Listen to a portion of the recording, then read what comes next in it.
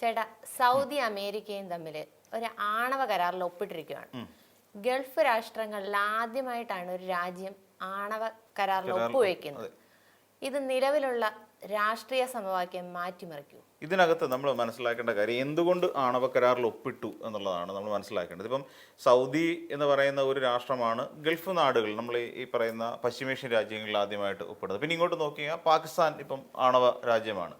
അപ്പം എനിക്ക് തോന്നുന്നത് ഈ പറയുന്ന മുസ്ലിം രാജ്യങ്ങളിൽ ഇതെല്ലാം UAE ആണെങ്കിലും കുവൈറ്റ് അങ്ങനെ ഈ പറയുന്ന രാഷ്ട്രങ്ങളെല്ലാം ഇറാൻ എല്ലാം ഇസ്ലാമിക രാഷ്ട്രങ്ങളാണ്.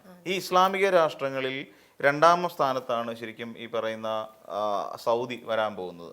അപ്പം ഈ സൗദിയെ സംബന്ധിച്ചിടത്തോളം ഇപ്പോൾ ആണവ കരാറിൽ ഒപ്പിടുമ്പോൾ ഈ 1-2-3 കരാർ എന്നാണ് പറയുന്നത്. 30 വർഷം ലെങ്തോടു കൂടി 30 വർഷത്തേക്ക് വേണ്ടിയിട്ടുള്ള ഒരു കരാർ എന്നുള്ള നിലയിലാണ് ഇതിൽ ഏർപ്പെടുന്നത്. അപ്പോൾ ഇത് ഏർപ്പെടുമ്പോൾ എന്തൊക്കെയാണ് അവർ ഉദ്ദേശിക്കുന്നത്? ഒരു സുരക്ഷ എന്ന് പറയുന്ന ഒരു കാര്യം, പിന്നെ പ്രതിരോധ സംവിധാനം. അതായത് ഒരു രാജ്യത്തെ സംബന്ധിച്ചിടത്തോളം ആ രാജ്യത്തിൻ്റെ ഒരു പ്രധാനപ്പെട്ട കീ പോയിന്റുകളാണ് ഈ രണ്ടെണ്ണം. ഒന്ന് രാജ്യത്തിൻ്റെ സുരക്ഷ, അതോടൊപ്പം തന്നെ പ്രതിരോധ സംവിധാനം മെച്ചപ്പെടുത്തുക. അപ്പോൾ ഈ രണ്ട് കാര്യങ്ങളിൽ ഊന്നി നിന്നുകൊണ്ടായിരിക്കും പലപ്പോഴും ഈ ആണവോർജ്ജത്തെ യുറേനിയം സമ്പുഷ്ടീകരണം എന്നാണ് ശരിക്കും ഈ ആണവ ഊർജ്ജത്തെക്കുറിച്ച് പറയുന്നത്. അപ്പോൾ ഈ രണ്ട് കാര്യങ്ങൾ, സുരക്ഷ, പിന്നെ മറ്റൊന്ന് പ്രതിരോധം. പിന്നെ അടുത്തത് ഇപ്പം ഇങ്ങനൊരു കരാറിൽ ഏർപ്പെടുമ്പോൾ ഉള്ള ഗുണമെന്ന് വെച്ചാൽ ആണവോർജ്ജ സഹകരണം പരസ്പരം ഇരു രാഷ്ട്രങ്ങളും തമ്മിൽ ഉണ്ടാക്കാൻ സാധിക്കും. അതായത് അമേരിക്കയും സൗദിയും തമ്മിലുള്ള ആണവോർജ്ജ സഹകരണത്തിൽ ഇതിന് ഒരുപാട് പങ്കുവഹിക്കാൻ സാധിക്കുന്നു എന്നുള്ളതാണ്. പിന്നെ ഇതിനകത്ത് വരുന്ന മറ്റ് ഒന്ന്, ഈ അമേരിക്കയും സൗദിയും തമ്മിലുള്ള സാമ്പത്തികമായ ഒരു പങ്കാളിത്തം ഇതിനകത്ത് ഉറപ്പുവരുത്താൻ കഴിയും. അതായത് ഇപ്പം സാധാരണഗതിയിൽ അമേരിക്ക എന്ന് പറയുന്ന രാജ്യവും സൗദിയും തമ്മിൽ ഇതുവരെ എണ്ണയുമായി ബന്ധപ്പെട്ടിട്ടുള്ള ഒരു വ്യാപാര കരാറുകൾ മാത്രമാണ് നിലനിൽക്കുന്നത്. അതേസമയം അപ്പോൾ ഇതുമായി ബന്ധപ്പെട്ടുകൊണ്ട് ഈ സൗദിയുടെ ഒരു വിഷൻ 2030 എന്ന് പറയുന്ന ഒരു പദ്ധതിയുണ്ട്. ഇതിൻ്റെ ഭാഗമായിട്ടാണ് ശരിക്കും ഈ ആണവോർജ്ജ പദ്ധതിയും കൂടി ഇതിനകത്ത് ഉൾപ്പെടുത്തുന്ന സാഹചര്യത്തിൽ ഇവർ തമ്മിലുള്ള ഒരു സഹകരണം വർദ്ധിപ്പിക്കാൻ കൂടി ഇത് ഉപകരിക്കുന്നു എന്നുള്ളതാണ്.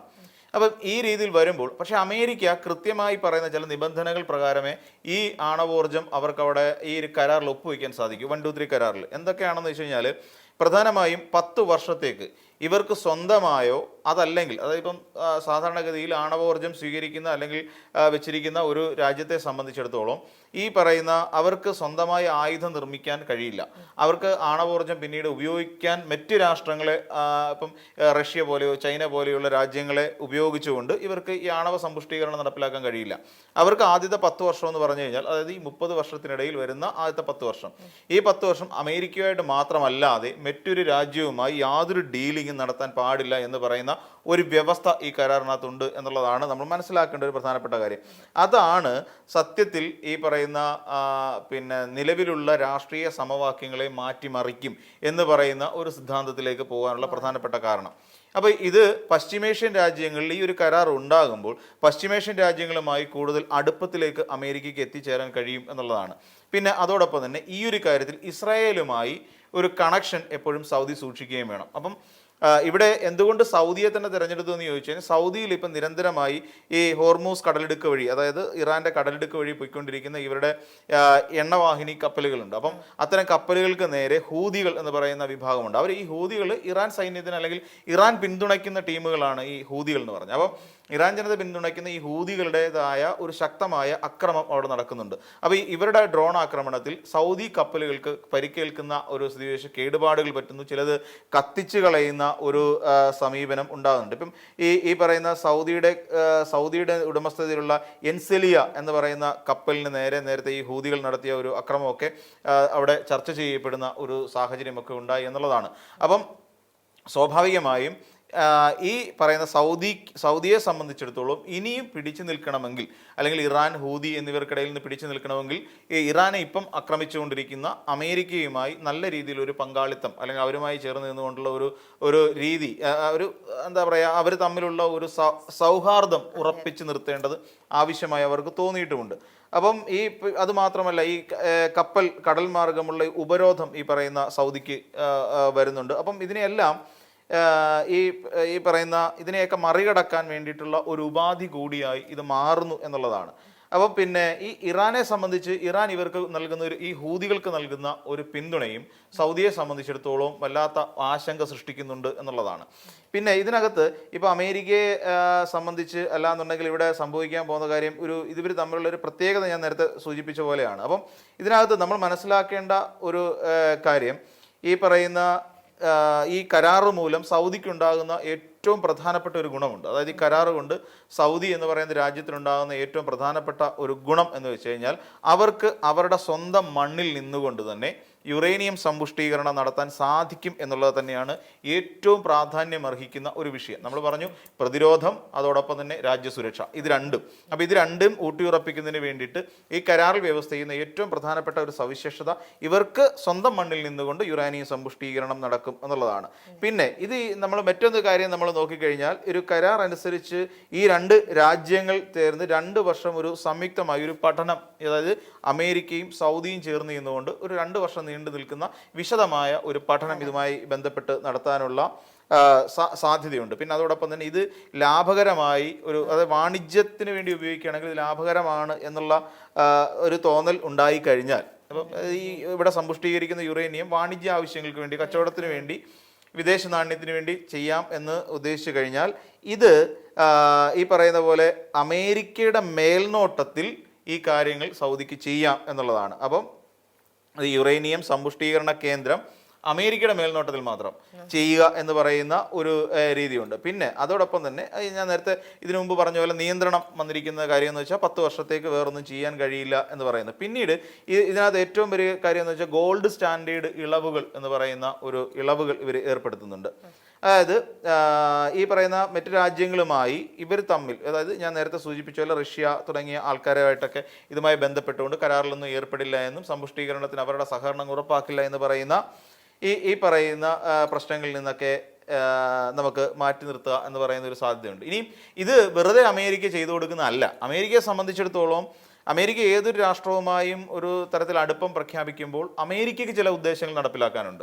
അത് സ്വാഭാവികമായിട്ട് സംഭവിക്കുന്ന കാര്യം. ഇപ്പം ഇന്ത്യയുമായി ഒരു അടുപ്പം കാത്തു സൂക്ഷിക്കുകയാണെങ്കിൽ ഇന്ത്യയിൽ നിന്ന് വേറെ എന്തൊക്കെയോ സാധിച്ചെടുക്കാൻ അമേരിക്കയ്ക്കുണ്ട്. എങ്കിൽ മാത്രമേ അങ്ങനെ ഒരു ചങ്ങാത്തം കൂടൂ. ഇപ്പം ഇസ്രായേലുമായിട്ട് അമേരിക്ക ചങ്ങാത്തം കൂടിയതിന് കാരണം ഇറാനെ അറ്റാക്ക് ചെയ്യുക എന്ന് പറയുന്ന ഏറ്റവും പ്രധാനപ്പെട്ട ഒരു കർമ്മത്തിന് വേണ്ടിയിട്ട്, അല്ലെങ്കിൽ ഒരു പ്രവൃത്തിക്ക് വേണ്ടിയിട്ടോ, അല്ലെങ്കിൽ ഒരു നിഷ്ഠൂര രീതിക്ക് വേണ്ടിയിട്ടും വേണ്ടി മാത്രമാണ് ഇസ്രായേലുമായി ഈ പറയുന്ന അമേരിക്ക അന്ന് കോപ്പ് കൂട്ടിയത്, അല്ലെങ്കിൽ അവർ ഒരുമിച്ച് ഒരു സഹകരണത്തിലേക്ക് എത്തിയത്.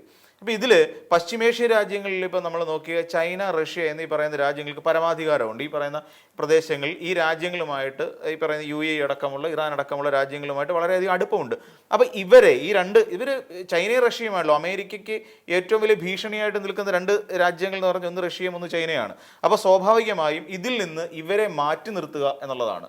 അതായത് ഈ ഇറാൻ സമ്പുഷ്ടീകരണം അടക്കമുള്ള കാര്യങ്ങളിൽ നിന്നും ഈ 2 ലോകശക്തികളായി നിൽക്കുന്ന റഷ്യ, ചൈന ഇവയെ മാറ്റി നിർത്തുക എന്ന് പറയുന്ന ഏറ്റവും പ്രധാനപ്പെട്ട ഒരു കാര്യം സാധിച്ചെടുക്കുക എന്നുള്ളതാണ്. പിന്നെ ഇതിൽ നിന്ന് പിന്നെ കിട്ടുന്ന സാമ്പത്തിക നേട്ടം ശതകോടികളാണ്. ഇതിൽ നിന്ന് പിന്നെ അമേരിക്കയ്ക്ക് നേടിയെടുക്കാൻ കഴിയുന്ന ഒരു പിന്നെ തീർച്ചയായിട്ടും അതുണ്ട്.